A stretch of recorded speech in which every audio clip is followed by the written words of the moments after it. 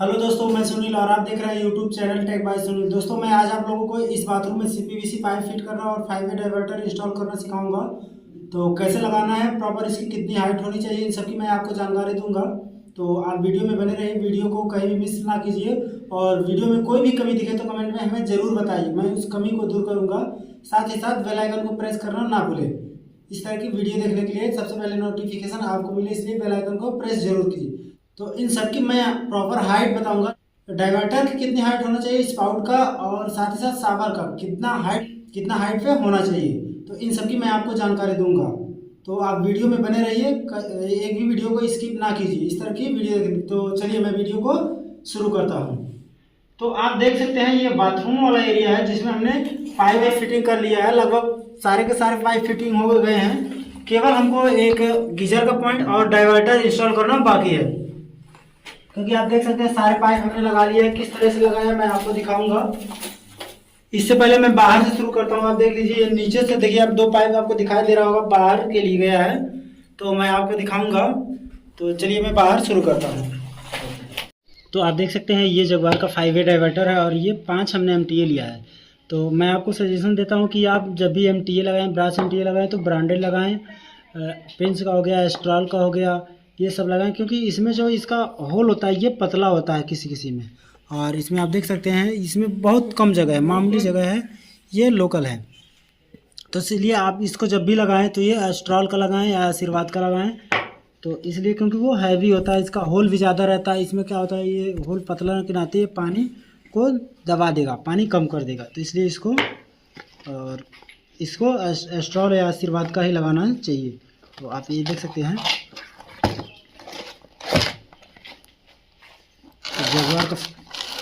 Jaguar का 5 वे diverter है, जो 3 इनलेट 2 आउटलेट है। और इसका ये मेनू कार्ड है। आप देख सकते हैं ये इंस्टॉलेशन गाइड लिखा हुआ है पर इंस्टॉलेशन। ये आप इसको देख करके भी इंस्टॉल कर सकते हैं। आप अगर प्लम्बर है तो आप अपने आसानी से लगा सकते हैं। तो इसको चलिए मैं इसमें पहले टेपलान लगा लेता हूँ, उसके बाद मैं टाइट करता हूँ।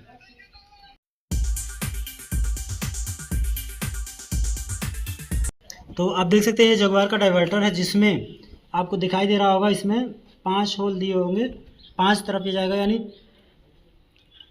5 एमटीए लगेंगे। जिसमें एक तरफ आपको दिखाई दे रहा होगा ये इस डायरेक्शन में ये इंस्टॉल होगा। तो लेफ्ट साइड में हॉट वाटर और राइट साइड में ये कोल्ड वाटर लगता है। और ऊपर जो है एक टैंक वाला पाइप कनेक्ट होगा, और ऊपर और एक शावर वाला होगा, और नीचे स्पाउट रहता है। तो आपको इसमें सिंबल भी दिखाई दे रहा होगा, यानी कोल्ड, ये सी दिया है, सी मतलब कोल्ड वाटर हो गया, एच हॉट हो गया, और ये स्पाउट दिया हुआ है। और इधर दिया है SHR यानी शावर दिया हुआ है। इस तरह से ये लगेगा। तो ये डाइवर्टर में आप देख सकते हैं इस तरह से होता है। और इसमें दिया है कितना आप दीवार के अंदर रख सकते हैं और कितना बाहर रख सकते हैं। देख सकते हैं आप मिनिमम मैक्सिमम दिया हुआ है। फिनिशिंग टाइल्स, यानी ये फिनिशिंग टाइल के बाद कितना रहेगा, और मिनिमम टाइल के बाद और प्लास्टर के बाद कितना रहेगा, आपको दिखाई दे रहा होगा। ये मिनिमम है, इतना इधर रहेगा, यानी प्लास्टर के बाद, और मैक्सिमम टाइल के बाद इतना ये सरफेस लगा सकता है। तो इसको मैं MTF टाइट कर लेता हूँ, उसके बाद मैं इसको इंस्टॉल करता हूँ।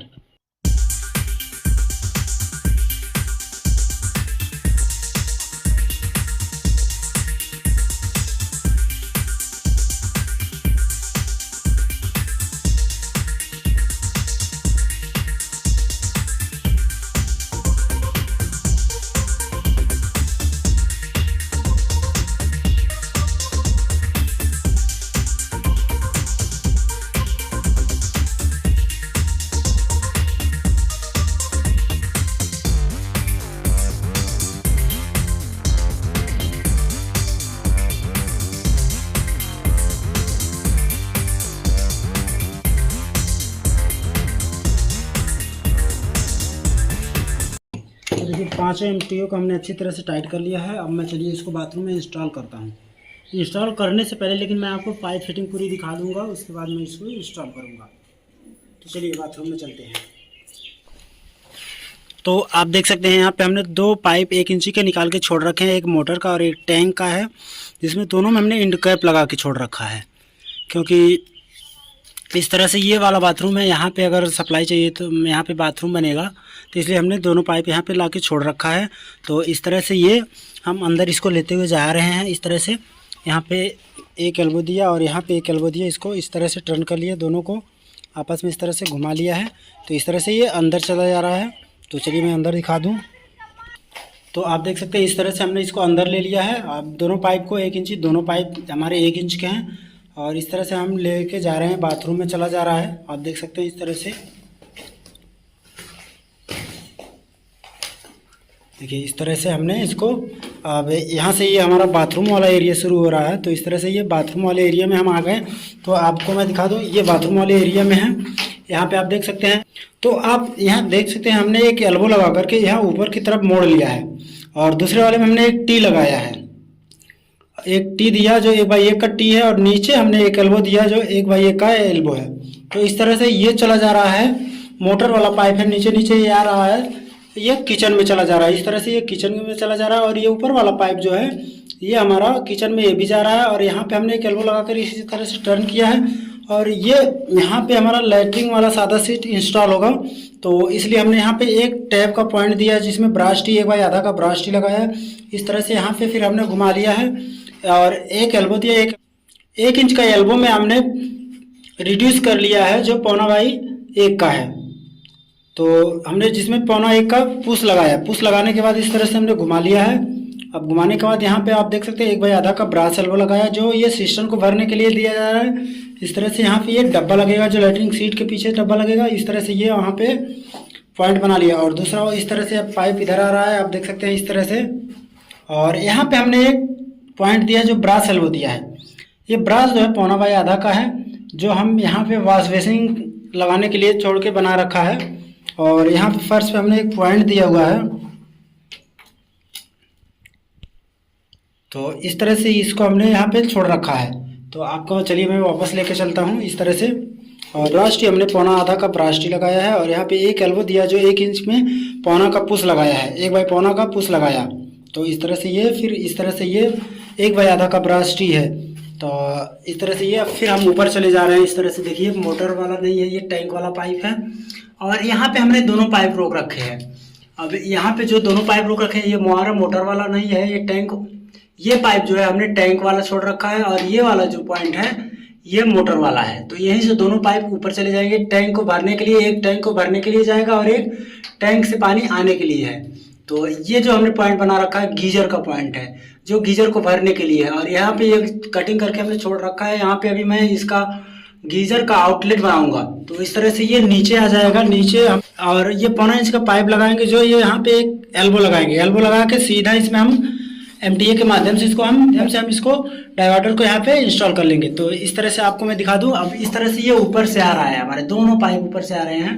मैं वापस आता हूँ यहाँ पे, आप देख सकते हैं यहाँ से दोनों पाइप हमारा ऊपर जा रहा है। यहाँ पे हमने एक टी दिया, 1/1 का टी है और यहाँ पे हमने थोड़ा सा पाइप कट करके जोड़ रखा है क्योंकि यहाँ पे हम जो है डाइवर्टर इंस्टॉल करेंगे, डाइवर्टर इंस्टॉल करने के लिए छोड़ रखा है। तो इस तरह से ये 2 पाइप फिर ऊपर जा रहे हैं हमारे। आप देख सकते हैं यहाँ पे एक एल्बो में 345 बैंड का हमने ओवर बैंड बनाया है। अब किस तरह से बनाना है, हम चाहते तो बाजार से जो स्टेप ओवर बैंड आता है उसको हम लगा सकते थे, लेकिन हमने उसको नहीं लगाया है क्योंकि उसमें प्रेशर जो है का होता रहता है, उसका डाया आउट डाया जो होता है वो पतला होता है। तो इसलिए उसको हम ना लगा करके हम इसका ओवर बैंड हमने 45 बैंड बना के लगाया है। तो आप देख सकते हैं इस तरह से दोनों पाइप को हमने घुमा लिया है। तो आप देख सकते हैं यहाँ पे हमने एक टी दिया, 1/1 का टी है जो ये नीचे आएगा डाइवर्टर में लगाने के लिए, ये टैंक वाला पाइप। तो इस तरह से इसको यहाँ पे रोक रखा है और इस तरह से ये दोनों वापस आ रहे हैं। फिर हम, तो आप देख सकते हैं 2 एल्बो लगा करके यहाँ पे छोड़ रखा है क्योंकि यहाँ से अब पाइप हम मोटर कर लेंगे, 1.25 इंच का पाइप लगाएंगे और एक मोटर को भरने वाला तो हम 1 इंच का ही पाइप लगाएंगे। इसको हम जो है यहाँ से रिड्यूस कर लेंगे, 1.25 इंच का पाइप लगाएंगे इसके बाद। और ये जो है हमने गीजर को भरने के लिए बनाया है, एक पॉइंट बनाया, गीजर का इनलेट बनाया है, यहाँ आउटलेट लगेगा। तो इस तरह से इसको हम यहाँ पे लाएंगे। और साथ ही साथ अगर वीडियो में कोई कमी दिखे तो हमें बताइए। और साथ ही साथ मैं इन सब की डाइवर्टर की हाइट और स्पाउट की हाइट मैं आपको बताऊंगा, इंस्टॉल करने के बाद मैं आपको हाइट इन सब की दूंगा।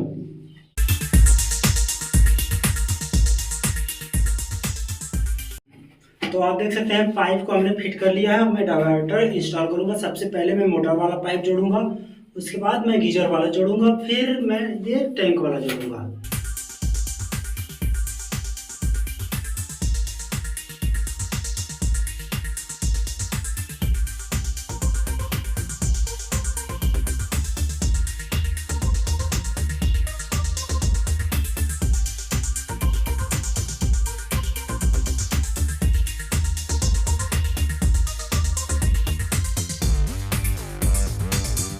तो आप देख सकते हैं इस पाइप को जोड़ने के लिए, क्योंकि ये आमने सामने पाइप था तो इसलिए इसको टकराता हुआ ये बाहर करना था, इसको अंदर करना, इसको लेवल इस साइड में करना था। तो इसलिए हम दो 45 बैंड का इस्तेमाल करके दोनों को एस बना के एस आकार का बैंड बनाएंगे, तो ये पाइप जो है हमारा क्रॉस आ जाएगा।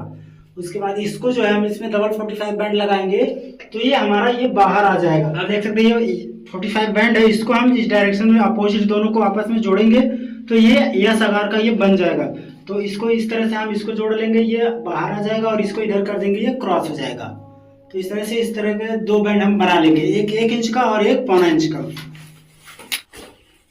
तो सबसे पहले मैं टैंक वाले पाइप को जोड़ूंगा। टैंक वाला एस बैंड जो है उसको लगाऊंगा, क्योंकि ये थोड़ा सा उसको हाइट पे देनी रहेगी, कितना हाइट लेना, इसलिए इसको मैं पहले लगा लूंगा।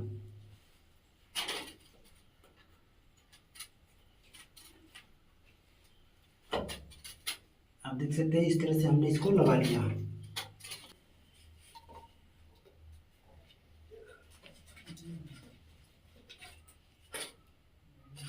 तो आप देख सकते हैं शावर वाला भी पाइप हमने एस बैंड को कनेक्ट कर लिया है।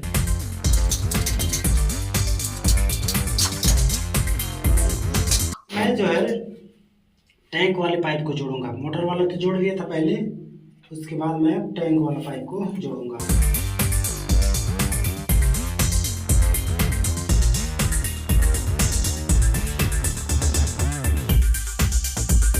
देख सकते हैं आप, इसको हमने जोड़ लिया, टैंक वाला भी जोड़ लिए। इसके बाद जो है मैं गीजर वाला भी जोड़ूंगा।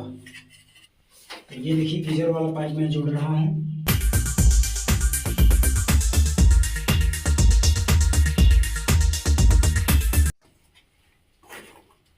आपको गीजर वाला पाइप जो है हमेशा 1.25 इंच का ही लगाना है।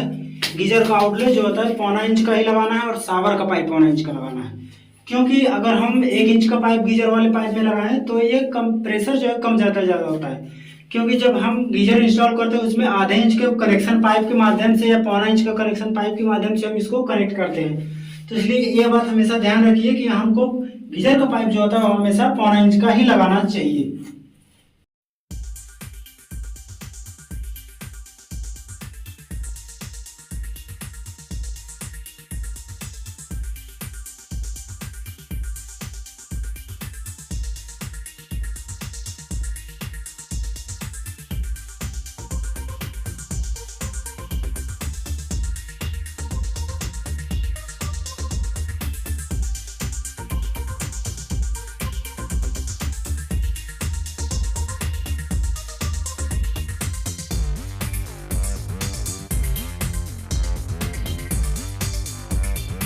तो आप देख सकते हैं गीजर का पाइप भी हमने कनेक्ट कर लिया है, और एकदम बिल्कुल सीधा दोनों को लेवल में रखा है। तो ये हो गया। अब हमारा जो है केवल हमको शावर का पाइप रह गया और स्पाउट का। तो अब इसके बाद मैं इस शावर का ही पाइप कनेक्ट करूँगा।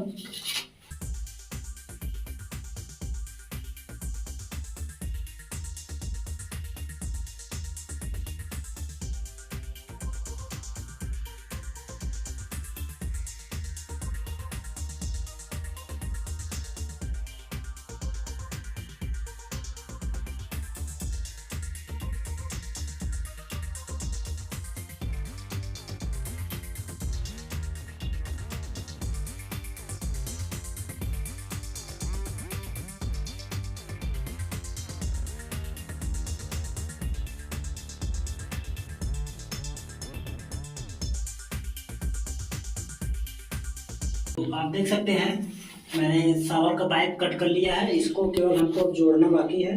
शावर का पाइप हमने जो है कनेक्ट करने के लिए इसको हम लगा रहे हैं अब।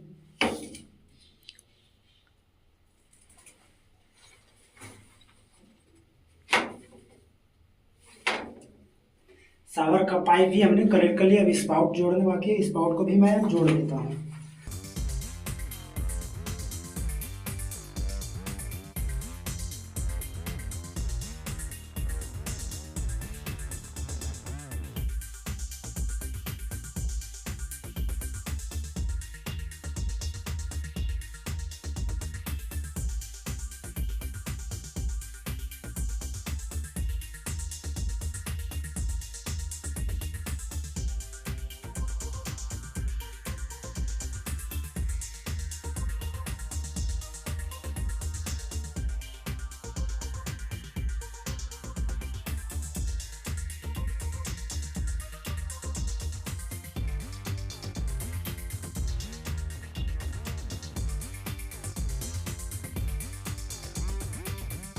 तो आप देख सकते हैं हमने स्पाउट का पाइप भी कनेक्ट कर लिया।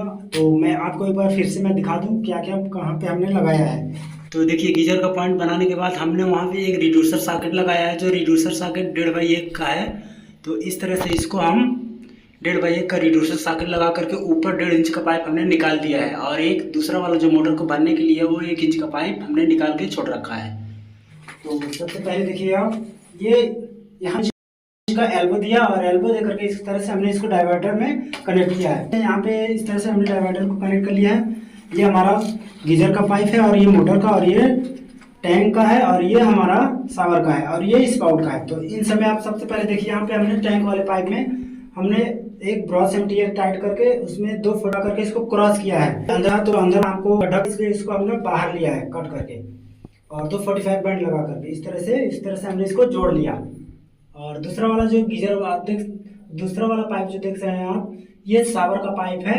आप देख सकते हैं 1.25 आधा का ब्रश एल्बो लगाया है, जो इस तरह से हमने इसको शावर में इस तरह से हमने डाइवर्टर में कनेक्ट किया है।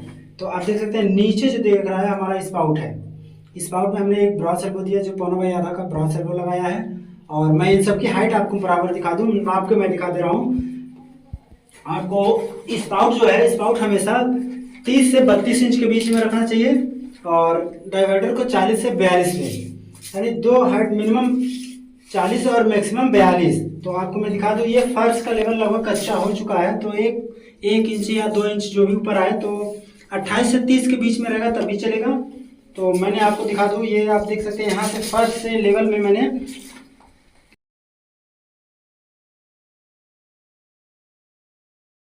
फर्श से हमारा 44 इंच पे ये डाइवर्टर लगा हुआ है। तो 2 इंच ये फर्श उठेगा, तो ये 2 इंच फर्श ऊपर उठेगा, इसलिए हमने 2 इंच जो है इसको शावर डाइवर्टर को ऊपर किया है। क्योंकि जब 2 इंच ऊपर आएगा तो ये 42 पे हमारा शावर डाइवर्टर हो जाएगा। और ये स्पाउट जो है आपका, तो आप देख सकते हैं ये 34 इंच आ रहा है मैक्सिमम, 34 इंच आ रहा है। तो 2 इंच ये माइनस होगा 2 से, तो ये 32 इंच पे आएगा, यानी 30 से 32 पे रहेगा, कोई दिक्कत नहीं है। आप इससे ऊपर ना लगाए। तो इस तरह से इसकी हाइट हो गई। तो मैं शावर का हाइट आपको माप के दिखा दे रहा हूँ।